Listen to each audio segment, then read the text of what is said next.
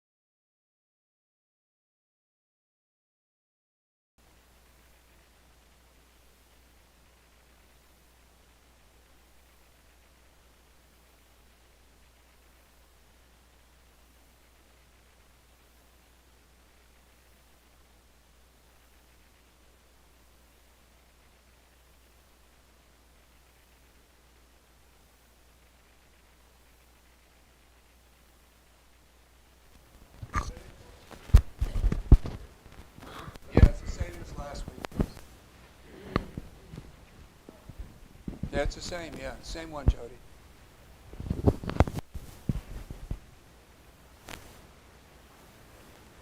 Okay, everybody got one? Do we have any left over back there, Bruce and Chris? You have two? Here, let me give you a few more, just in case. Here's 12 more.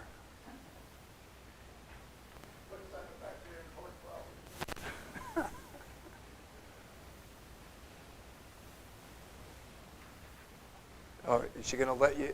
Is she going to let you share? All right. Well, you two can share. You can work. You can work that out. Yeah. Let you two work that one out. Okay. Well, good morning, ladies and gentlemen. Let's begin with a word of prayer. Thank you for this day of rest and worship, and for the privilege of gathering in your house and studying your word together. We pray for your blessing upon us as we do that you would give us light and understanding of the Scriptures and write the truth of it on our hearts, that we might learn from it and live accordingly. And we ask it in Jesus' name. Amen. Now the handout, as you can see, has a summary of the Mosaic civil legislation regarding servitude. And on both sides of that handout, I have summarized 7 of the Mosaic civil laws that regulated in common grace the practice of servitude and indentured servitude living in Israel under the Old Covenant and under the Old Covenant civil law, and also that was given to them in the wilderness as they were traveling from Egypt to the land of Canaan.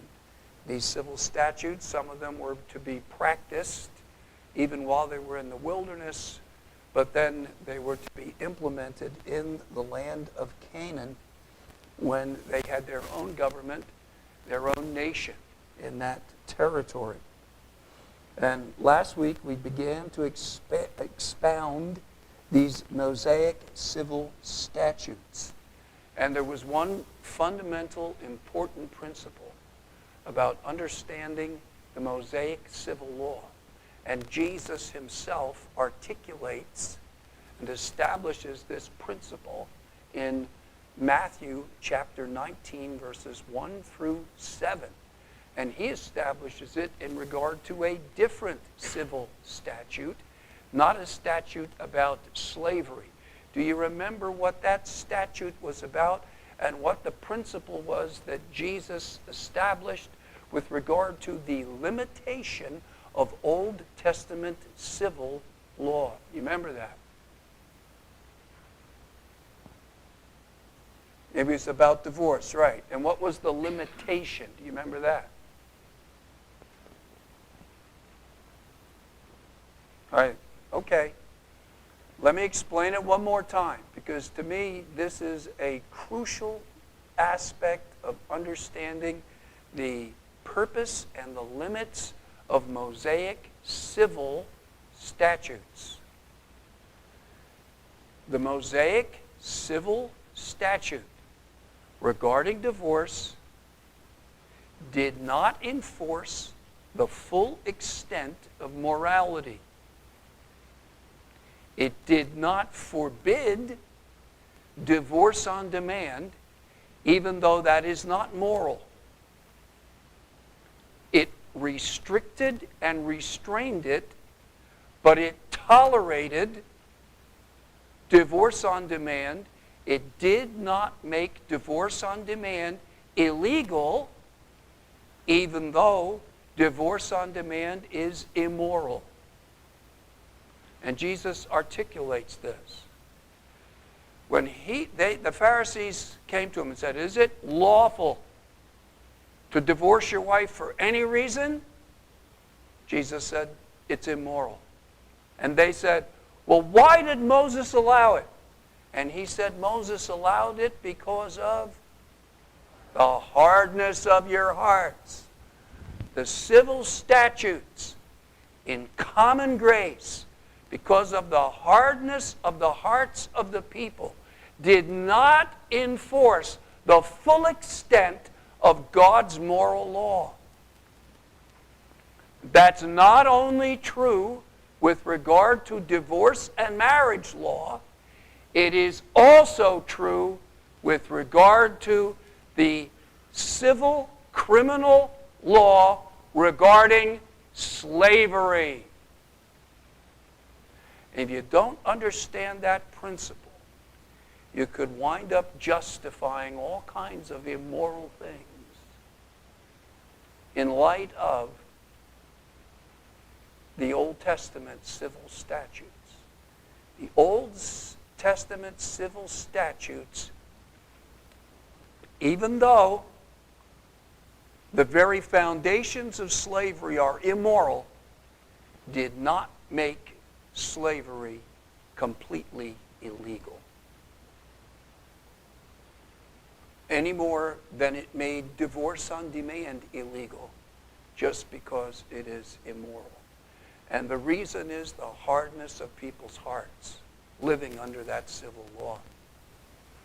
So as I said, by way of application to any society, it means that the legislators, those who write the law, need wisdom to know how far to go with civil code to restrain sin in society, given the hardness of the hearts of the people of that society. That's the principle of writing civil law that's articulated in the Old Testament.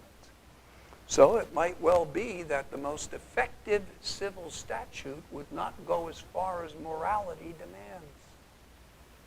That doesn't sound intuitively right to us, does it? But it is. Sounds intuitively wrong. The civil law should enforce the full extent of morality. But that's not the case. What you have to take into account is how much good can this statute do to restrain sin in common grace in a society full of hard-hearted people. And you have to understand the hardness of heart of that society and how far the civil statute should go in common grace to restrain immorality and sin in that society.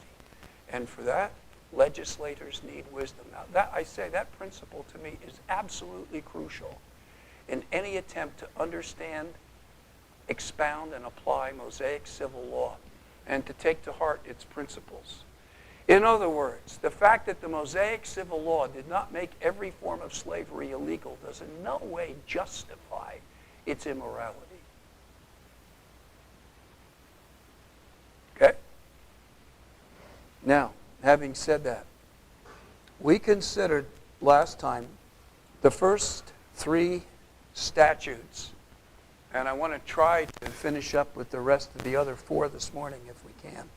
We considered the whole idea of the Mosaic civil law regarding what I call the foundational law that's articulated in Leviticus 25, the Jubilee or Yobel law.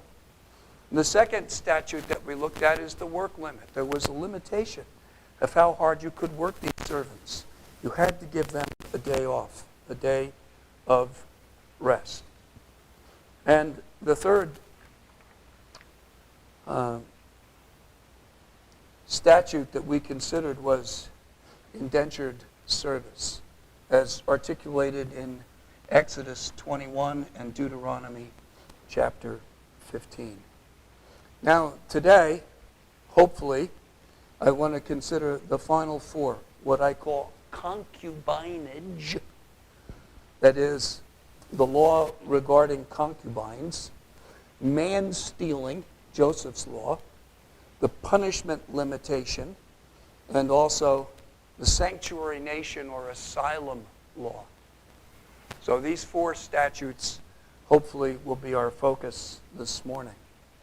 All right, first of all, the law regarding concubines. And there are three statutes that are associated with this practice of concubines. And the first is in Exodus 21, 7 to 11. The second is in Leviticus 19:20.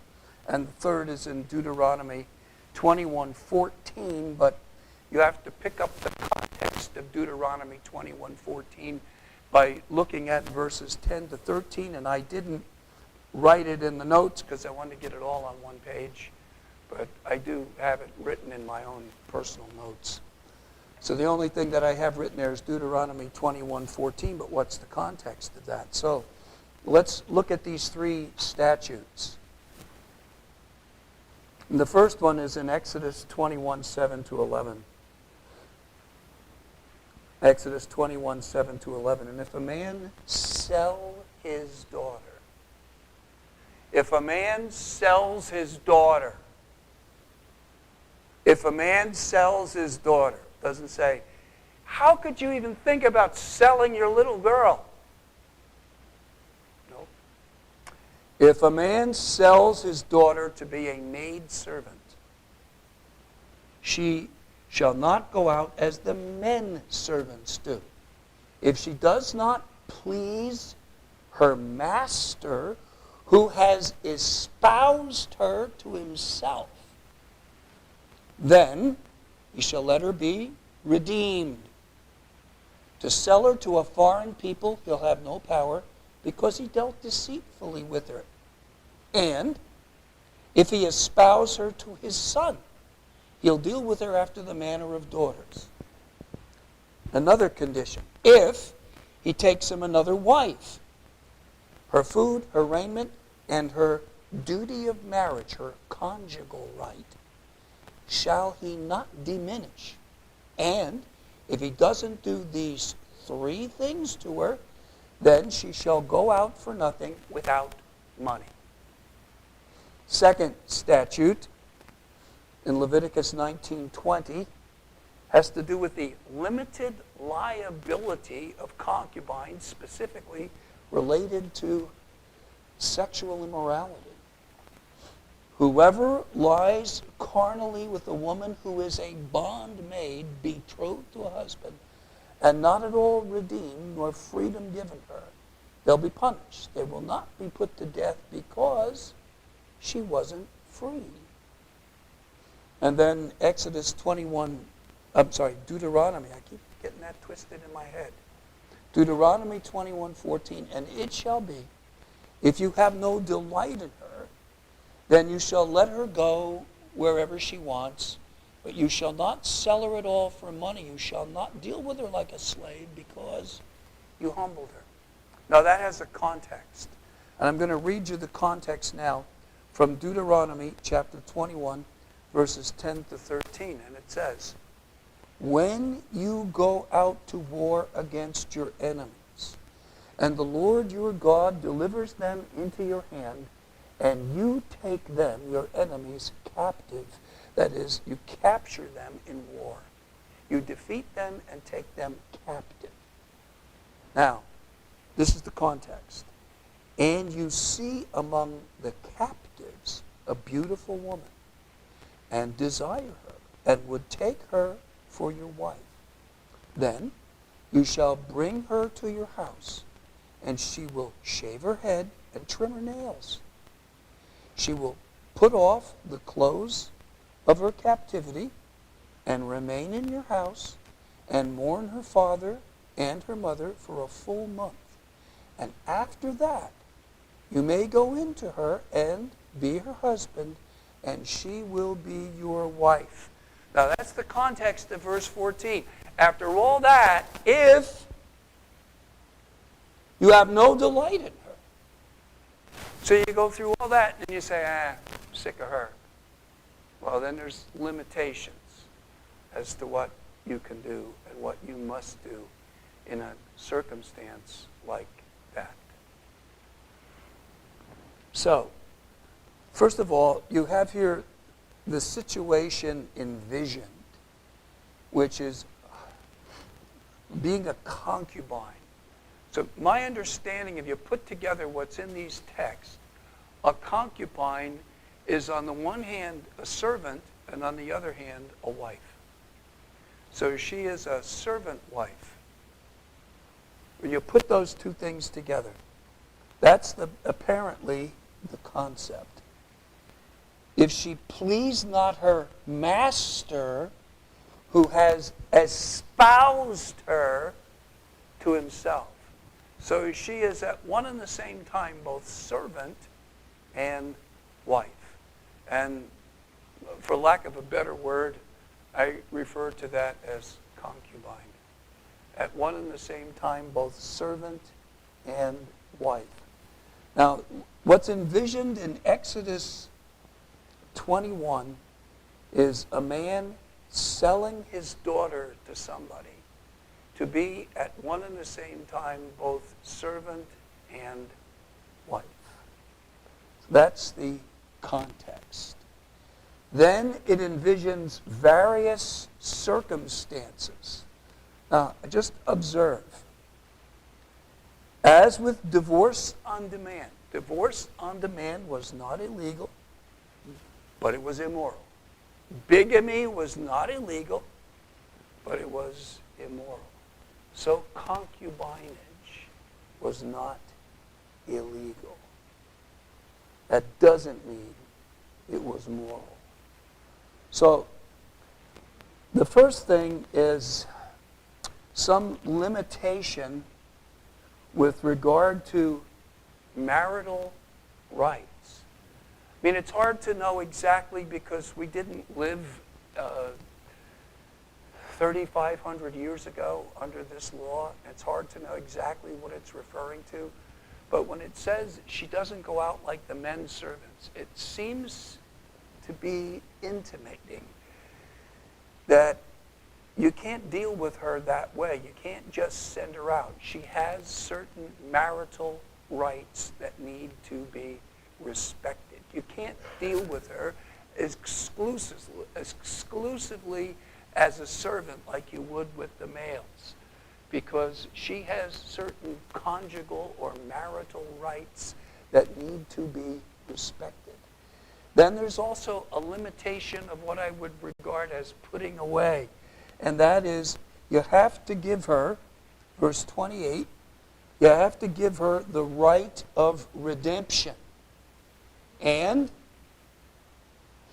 you can't sell her as a slave.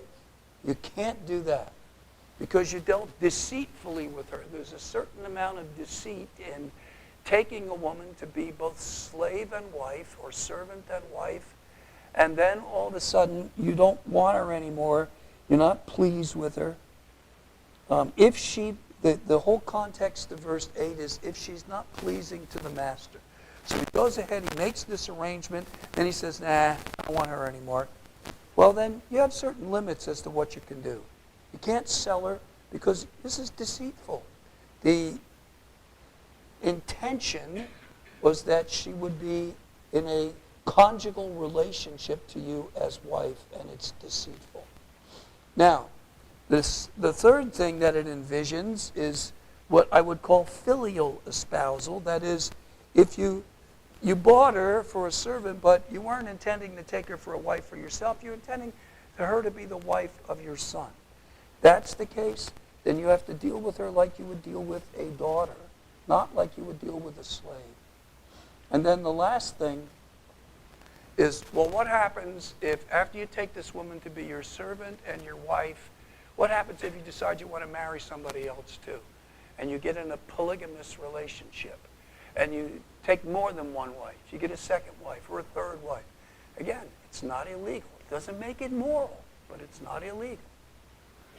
But it is restricted. It is limited. There's certain things, even if you do that, you're not allowed to do. And there are three things you have to continue to do for her.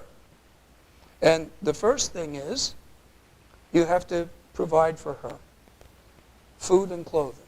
And then the third thing is the duty of marriage. That's referring to her conjugal rights. You can't refuse to procreate with her. You can't do that to her. You can't treat her like that. And you don't diminish any of those three things. And if you won't do all three of those things, food, raiment, and conjugal right, then the deal's off. She goes out without anything. She's set free. She's emancipated from the relationship if you won't respect her conjugal rights and provide for her. Take care of her. If you don't do that, then she goes out.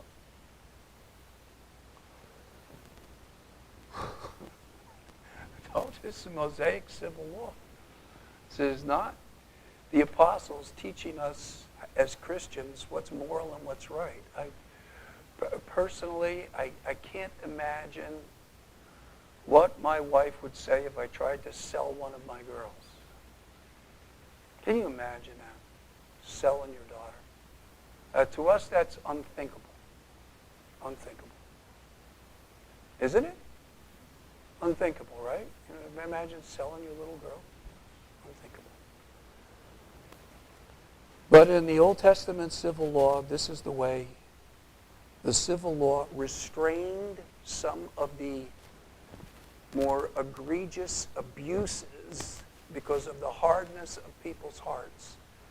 Restrained some of the more egregious abuses of concubinage.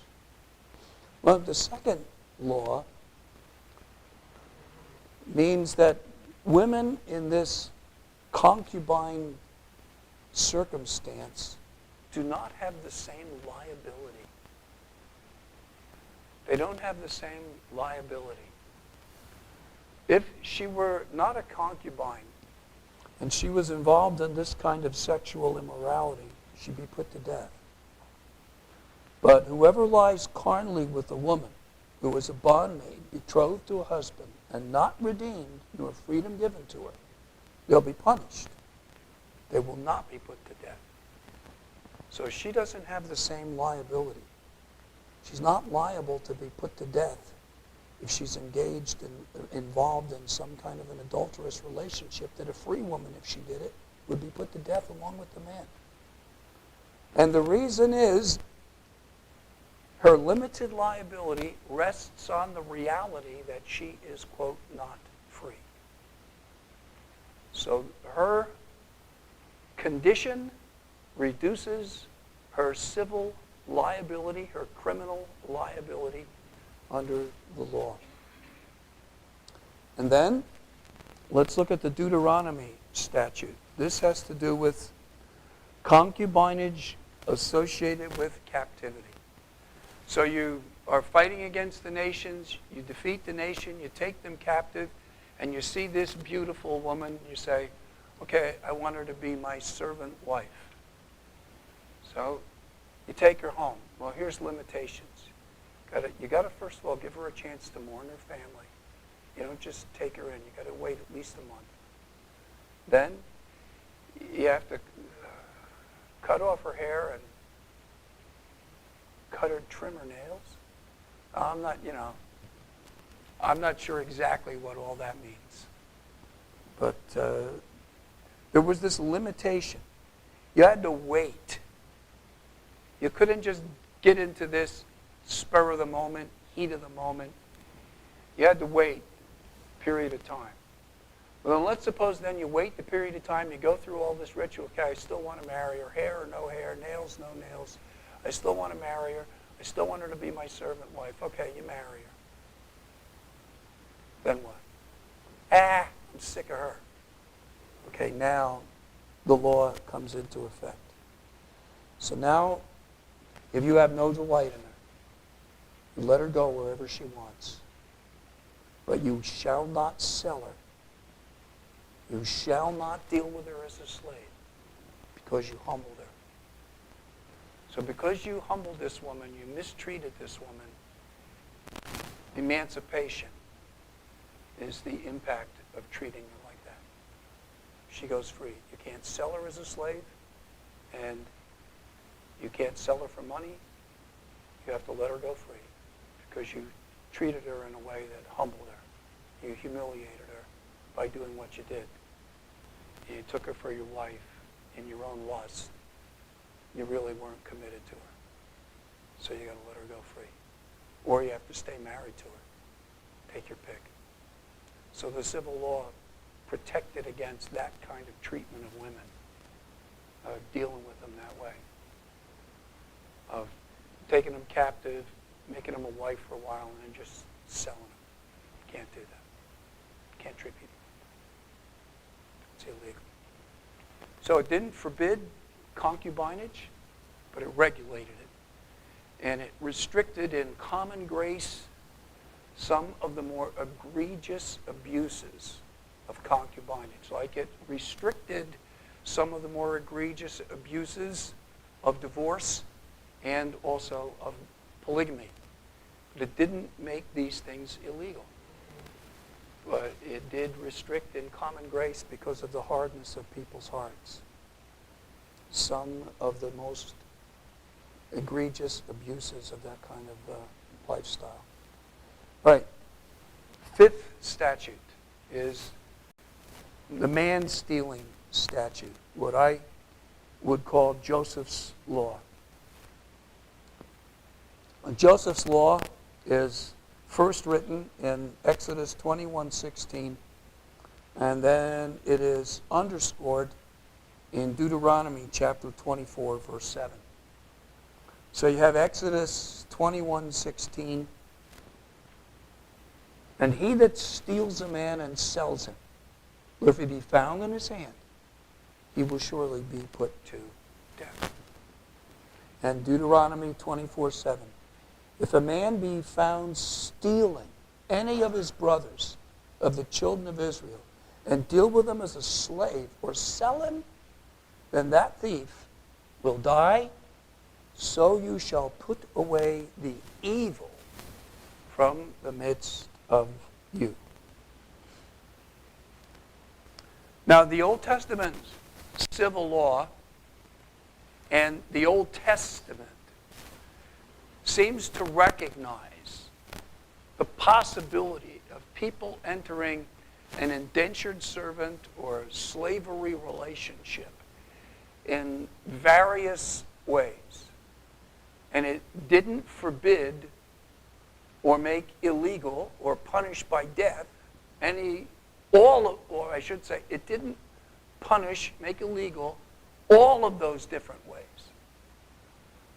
Well, the first way is to sell yourself. The first way is to sell yourself.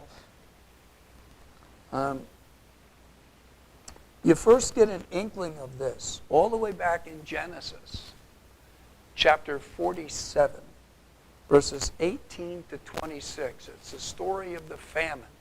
And it's after Joseph has been,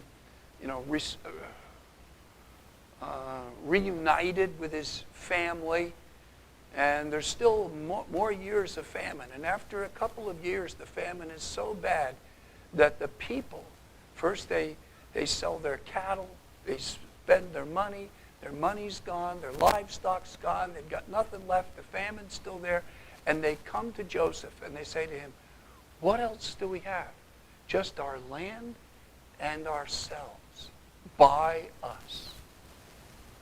So they offer to sell themselves. Again, like we saw in the Jubilee statute, and if your brother is waxed poor with you and sell himself to you. That idea of people waxing poor, being desperate, and offering to sell themselves. That's one of the ways that people got into indentured service or slavery, was they were so desperate that they offered to sell themselves. That's not what happened with Joseph. Joseph wasn't so poor, so desperate, that he came to his brothers and said, buy me. Or that he went to the Egyptians and said, buy me, I'm helpless. That's not what happened. That's not how Joseph got into slavery. Well, the second way is through captivity. We read about that through Deuteronomy, the story of Deuteronomy that we looked at, Deuteronomy chapter 21, verses 10 to 14. The people were often enslaved through war and through being defeated in war and taken captive in war and then being taken captive and sold into slavery. There's an instance in the historical books where the northern kingdom attacks Judah, defeats them, and takes a whole bunch of captives up to Samaria. And they get rebuked and convicted. They shouldn't do this. And they send them back. Because it's not right to take your brothers and sisters captive in war and make them slaves. But when nations were defeated in war, they were taken captive and often brought into slavery, as Deuteronomy chapter 21 envisions that kind of a situation. And among the captives, you see a beautiful woman, and so on and so forth. And there's a third way that the Old Testament recognizes, but that didn't happen to Joseph either. Joseph wasn't defeated in war and taken captive by the Egyptians. That's not what happened. It's not how Joseph got into slavery. Well, there's a third way. And that's mentioned in Exodus chapter 22, verse 3, that what happens if there's a thief and he steals things? Then he makes restitution. But what happens if he steals more than he can repay? What happens to him? And it says, he shall be sold for his theft. And even in the amendment that took place after the Civil War in the United States, where it says slavery, it says, quote, except as a punishment of crime, end quote, will no longer be allowed in the United States.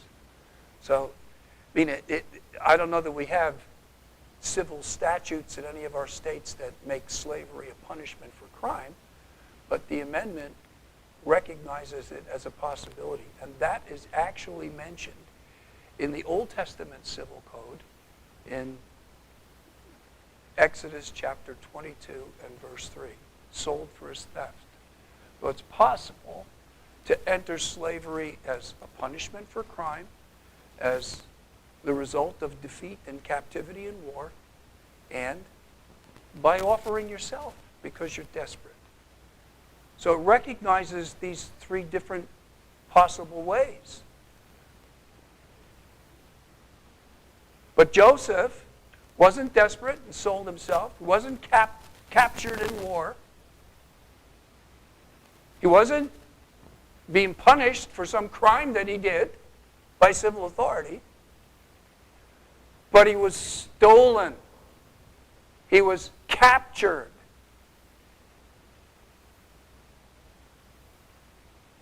By his own relatives and sold to a caravan going into Egypt. And then he was bought and sold. Now, that's why I refer to it as Joseph's Law.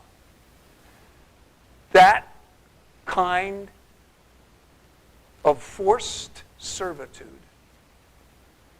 was illegal. And it was punishable by death. It was a capital offense. So to do that, to participate in a slave trade where people are stolen and captured, was not only illegal and immoral, it was a crime punishable by death under the old covenant civil statutes. Okay? And that's why I refer to it as Joseph's Law. Because you were not allowed to do to anyone in Israel what was done to Joseph. If you did it, you were guilty of a capital offense.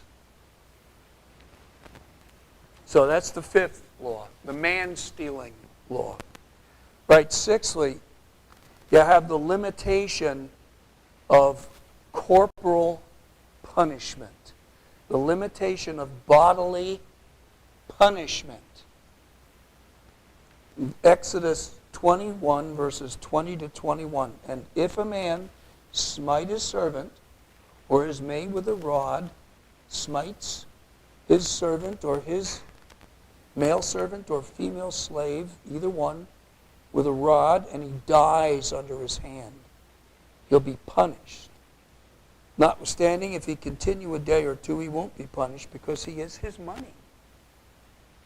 He is his property.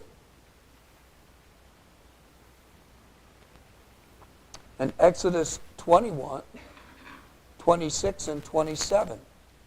If a man smites the eye of his slave or the eye of his female slave and destroys it, he will let him go free for his eye's sake. And if he smites out his manslave's tooth or his female slave's tooth, he shall let him go free for his tooth's sake. So you have the case supposed a master beats a slave to death. The liability imposed is he's to be punished. Doesn't specify how. I take that to mean it leaves the punishment to the discretion of the judge.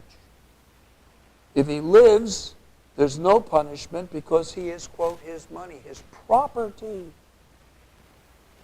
Now, I say, that doesn't make it right. Doesn't make it moral to say you own people. The principle of morality is articulated in the Yobel or Jubilee law.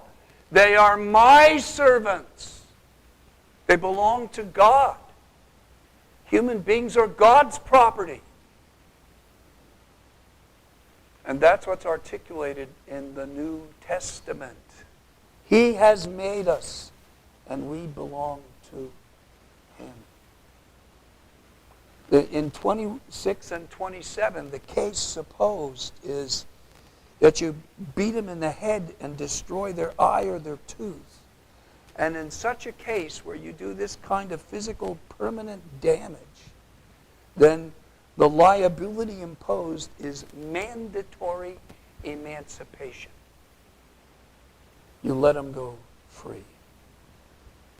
Note this well, and we'll get to the New Testament, God willing, next week. In Ephesians 6:9, what does it forbid Christian masters to do? It says, stop the threatening. You're not allowed to beat them. You're not even allowed to threaten to beat them. Goes much further than the Old Testament civil legislation because of the hardness of people's hearts. And this underscores again the nature and the limits of Old Testament civil law for the hardness of their hearts. He did not make everything immoral illegal. And this treatment of servants was immoral, but it wasn't illegal under the Old Testament civil law. But the apostle says, if you're a Christian and you are a master, do not even threaten them, let alone actually carry out those threats by beating them. Don't even threaten to beat them. And then the final statute that I want to consider today, in the few minutes that remain, is what I refer to as the asylum statute, that Israel in the land of Canaan was a sanctuary nation. Deuteronomy 25, 15 and 16. You shall not deliver unto his master a slave that is escaped from his master to you. He will dwell with you in the midst of you in the place in which he chooses, within one of your gates, wherever, whatever pleases him best. You shall not oppress him. The right of asylum is granted to all foreign slaves from their foreign masters. And then the privileges of asylum, to dwell wherever he wants and to live free from oppression. Deuteronomy 24, 14 and 15 says, you shall not oppress a hired servant. So the question is, how does what this statute says in Deuteronomy 23, 15 and 16, how does that statute, and you can think about this, how does that fit with the way Paul handled the case of Onesiphorus and Philemon? If this is true, why did he send him back to Philemon? Think about that. Why didn't he say, well, I'm going to give him sanctuary. Can't have him back. He escaped from you, and I'm not sending him back. How those two things fit together? You follow what I'm saying? Right? So you might, next time we'll start with the New Testament. You can read the book of Philemon. Paul says, I'd like to keep him with me, but he escaped from you. I'm going to send him back to you. But this says, if a guy escapes, a slave escapes from his master, you don't send him back. You give him asylum. Well, this is all of these provisions for the protection of people in slavery are predicated on the idea that you once were slaves. In Deuteronomy 24:22 it says, remember, don't ever forget that you were slaves in the land of Egypt. This means you need to be benevolent and generous, you need to be compassionate, and you need to be gracious by never forgetting that you once were mistreated and you once were subject to and living in slavery. All right, so those are the Old Testament civil laws. God willing, next week we'll come and start to look at the New Testament revelation of slavery. And remember, we got one question. Well, wait a minute. If the Old Testament says Israel, living under the Old Covenant in the land of Canaan, was a sanctuary nation to give asylum to escaped slaves, why did Paul send an escaped slave back to his Christian master, Philemon? Think about that. Thinking about it? Think about that. All right. Okay, we're done. It's 1:15. Any questions or comments before we're done, before we close? That's what I wanted to say about the Old Testament civil legislation. So, to me, it's important that you recognize this crucial fundamental principle, that because of the hardness of people's hearts, the Old Testament's civil legislation did not forbid every aspect of immorality, but in common grace restricted it. It didn't make all more immorality illegal. That to me is a crucial principle. And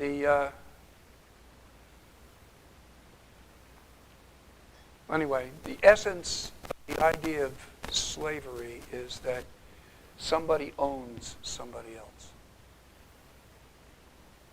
Somebody owns somebody else. The Old Testament articulates the foundation for understanding why that's immoral. But it doesn't make it illegal under every circumstance, even though it's immoral. Foundation of understanding the immorality of that is that all human beings belong to God and are made in the image of God and are all equally valuable in the sight of God. And we're all God's creatures and we all belong to Him.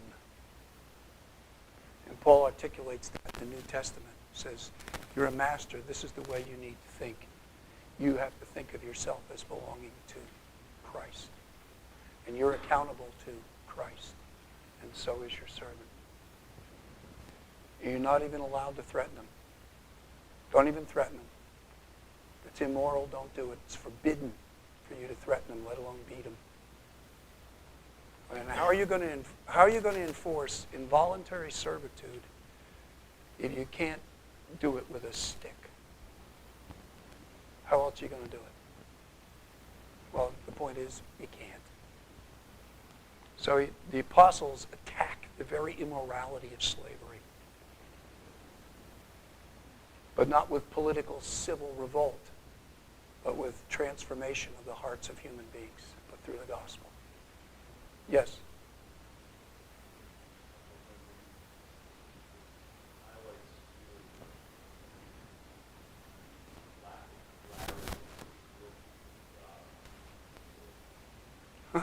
Okay.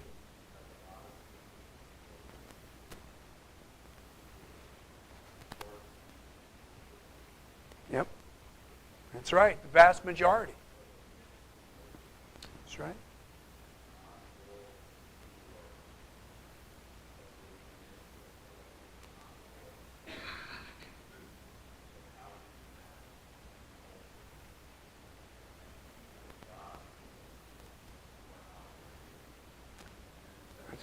Well, that's exactly right. That's the hardness of people's hearts, and that's what the civil law is doing. And that's right. And it's in common grace. It's not enforcing the full extent of morality. The difference is in the New Testament church, there's not supposed to be any unconverted people in the church. So he's addressing all of us as though we all have new and good and honest hearts. And that's a very different situation. Now, there may be hypocrites that sneak into the church that don't have a right to be here. We're not saying that can't happen. But it's addressed to people that have circumcised hearts. All the nations are uncircumcised, says Jeremiah, and all my people are uncircumcised in heart. So it's written to a nation of hard and uncircumcised hearts in order to restrain immorality in common grace, but it doesn't make it all illegal. Okay.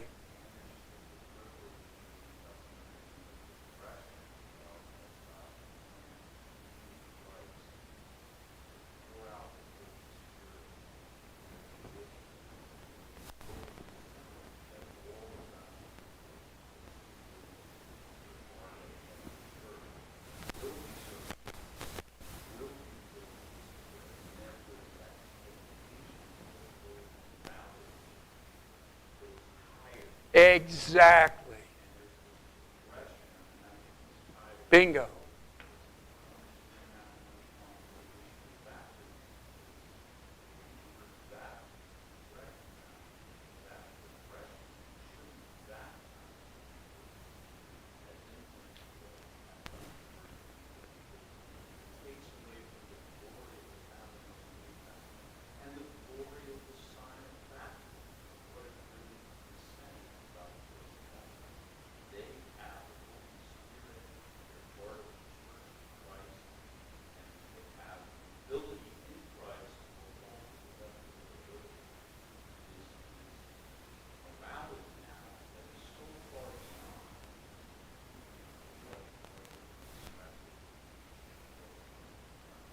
Yes, it does. And that very principle articulates to me, if you confuse this and you combine church and state and you have a sacral society and you don't realize that the people of God under the new covenant is the church and only the converted should be in the church. And if you try to have a church state, it explains to me how in the name of Christianity, a church state with hardness of heart can justify slavery. So that explains it. Explains how a so-called Christian church state can practice and justify slavery.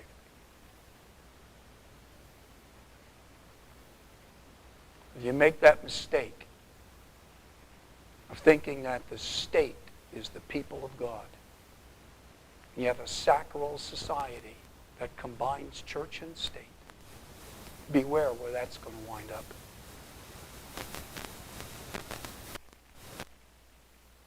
That distinction has been a crucial problem in any society that fails to do it. It could justify all kinds of evil things, and you could use the Old Testament to do it.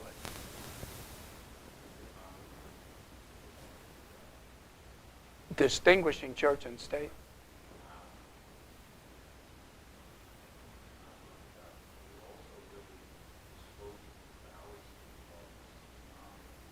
It does.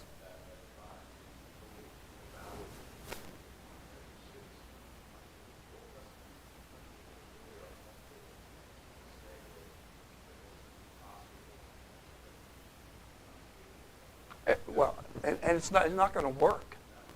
It's not going to be practical. So we need to pray for our legislators, that God would give them wisdom to understand how far to go in writing civil law to restrain evil in a society filled with people with hardness of heart. Don't confuse the church and the state. The state is not the church. It never will be the church. It can never be the church. Because the church is not born by physical procreation into the church. That's a sacral society. The church is reborn by regeneration through the gospel. It's a radical, radical difference. And in that church, you can enforce morality because it's made up by right only of people that are reborn through the gospel, who have good and honest hearts, circumcised by the Holy Spirit. Well, thank you. Chris, you're going to get the last word this morning. I'm happy for you. Well, I know it's not on my bingo card, Chris. What's your question?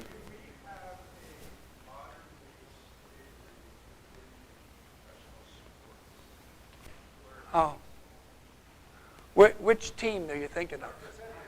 I think that's maybe true of the Mets. No, anyway, sorry. I'm sorry, Mets fans. Please forgive me. Anyway, sorry, what? Well,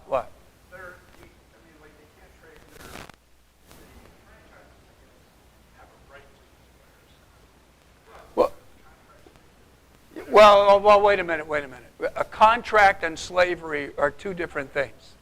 All right, they didn't get into the major leagues by being defeated in war. They didn't get robbed out of their families and stolen into the major leagues.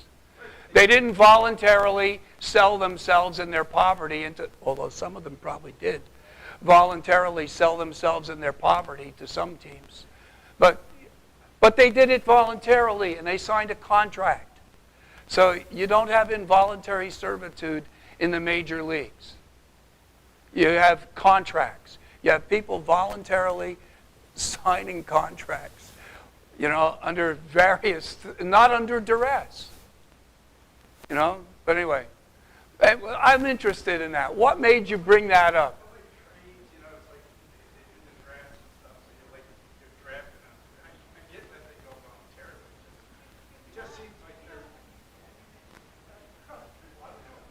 Well,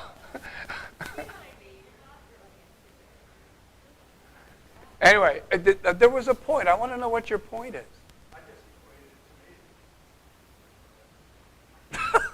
Okay. Well, yeah, I mean, the difference is these slaves didn't make, what was that contract that one guy got? $765 million. How much was it, Brian? Say, got it right, $765 million? Yeah, you could force me to sign one of those.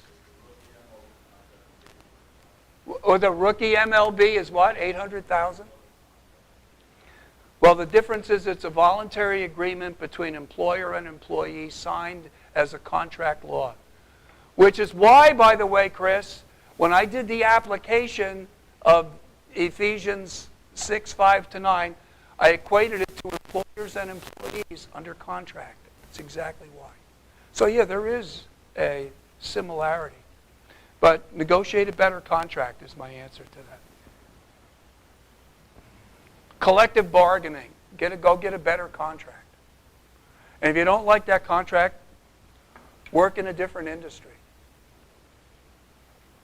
Nobody's forcing you to work as a professional baseball player. Any other, but I appreciate the comment. Any other questions, comments? Once again, I apologize to the Mets fans for my uncontrollable Yankee fan remarks. Class dismissed.